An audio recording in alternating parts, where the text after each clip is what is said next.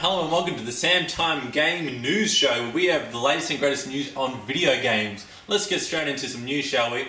Local news, we're starting off in Australia. Retailer EB Games and its customers raised $500,000 for hospital children. This is nice. It's for the Starlight Foundation, and they did this through in-store competitions and all-night gaming challenges.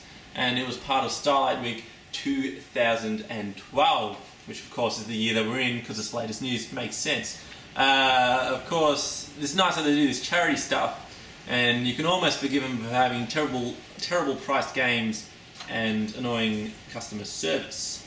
Now, of course, if EB Games is the hallelujah, thank you very much person of the game retail area, it seems like the game store game would be the anti-happy people. Because, of course, Game Australia lays off 281 employees and closes 60 of its stores. It's a struggling business. It can't do what EB is doing for some reason. I don't know why. But they're going into voluntary administration. They did that earlier this week. And what they're doing, they're cutting out all these stores and laying off all these people so they have someone to buy it. But really, who wants to buy a game? I mean, you wouldn't buy a cow if it doesn't give you milk and it just poos everywhere. Really. Going into some international news now. Judge recommends, this is in the United States, Judge recommends Xbox 360s are banned from the United States. This is, of course, to do with a suit between Motorola Mobility against Microsoft, who make the Xbox 360, about the Wi-Fi technology and decoding patterns which come in the Xbox 360. And the judge has gone in favour of Motorola on this one. Judge David Shaw of the International Trade Commission, he recommended that the machine, i.e. the Xbox 360, no longer be imported into the US and sales of unsold stock be blocked. Well, that's a big news and development. I mean, it's already, the Xbox 360 is already being blocked in Germany, but they get a lot of things blocked, a lot of their games. But now for the US to have a US company's console blocked, and now that will leave room, of course, because the government, not the government, but the judge here said that Sony and Nintendo could handle extra demand. Of course, these Japanese companies could then sell their product in US and overtake Microsoft. But big boo-hoo to Microsoft, wah, you have lots of money anyway. It's really the gamers who are going to feel for this. But then again, if you're a gamer, why don't you have a game console already? Who doesn't have an Xbox 360 already? I don't get it. If you play games and you like games, you already have one. There's no problem. So, I mean, it's just a big corporate issue. Shame on you, Microsoft, for stealing Motorola's stuff. Just another interesting part of this article is that if the International Trade Commission agrees with Shaw, then the recommendation will be presented to the US President Barack Obama. So the big man upstairs, well, upstairs on our planet anyway, will have the decision on whether Americans get to play their beloved Xbox 360s. Wonder if that'll be an election decider. Not doing that one. Diablo 3 sells 3.5 million in 24 hours. That's a lot. That's about 100,000 in there. That's quite a lot. I can't be bothered doing the math. It's never my strong suit. They sold 6.3 million copies in the first week. So good on them. Diablo 3 recently just came out. It's one of the Blizzard games. It's pretty much World of Warcraft. You're just clicking on things a lot. Except it's mainly single player. But it is mainly single player, but then it's an online always game, which means that you always have to log on to the Blizzard servers to play the damn thing. Which is ridiculous for a single player. It can be played single player, so don't make me go online, blah blah blah. A lot of people complain about that, whatever. More Diablo 3 news, of course, relating to what I just said though about always being online, is to avoid things such as DRM issues, digital rights management, where people are basically to stop piracy. You have to go online so that they know you got an official copy, you're not doing anything dodgy.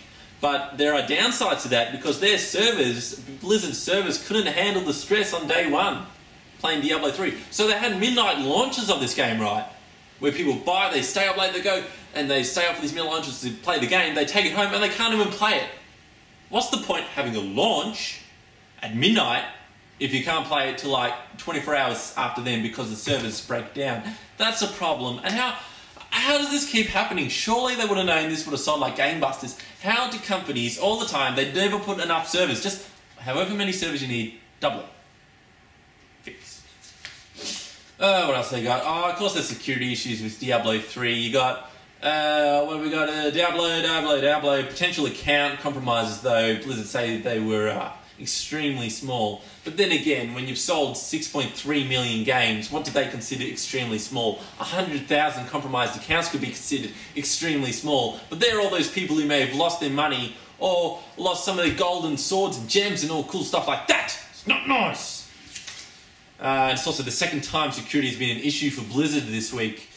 Of course, last time they said accounts were compromised again, but they said that Blizzard.net, which is Blizzard's online system, which they use to do online things, like which is the server used to connect to World of Warcraft and Diablo 3. It says it wasn't their problem on their end, it's the user's problem. They need to get their authenticators, these little USB things or whatever, key rings that you click and it gives you a special code to get into your game, or you can get it on the iPhone, I think, for free, which is alright.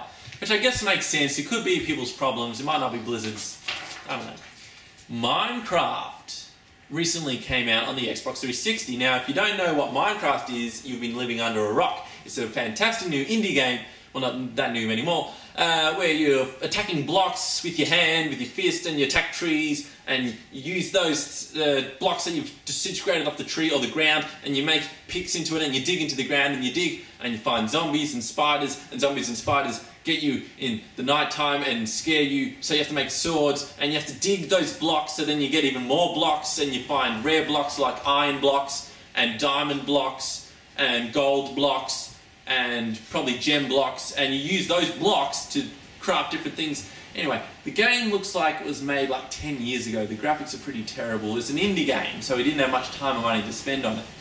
But apparently that's doing pretty good on Xbox Live. This recently came out. It's actually in the number 2 spot on games played on Xbox Live, just behind the brand new Call of Duty Modern Warfare 3, and of course he takes the number 3 position, Call of Duty Black Ops.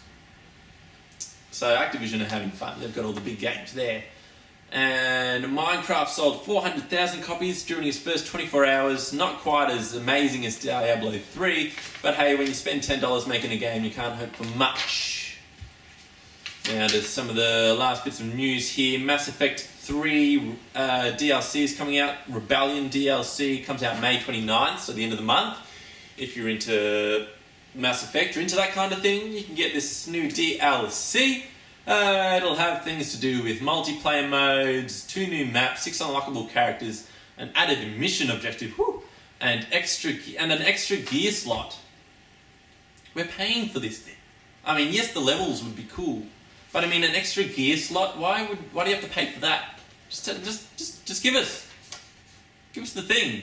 Don't make us pay for the thing. How hard is it? What, it takes 1 line of code to open up a new slot, and you have to pay whatever money for that. Levels are cool. That extra slot, just give it. Moron. Ghost Recon 2, also not Ghost Recon 2. I played that game. It was quite nice until I got up to a level I couldn't beat. Then I stopped playing it because I hated it. But it is a nice series. The latest one, something to do with ghosts, is out.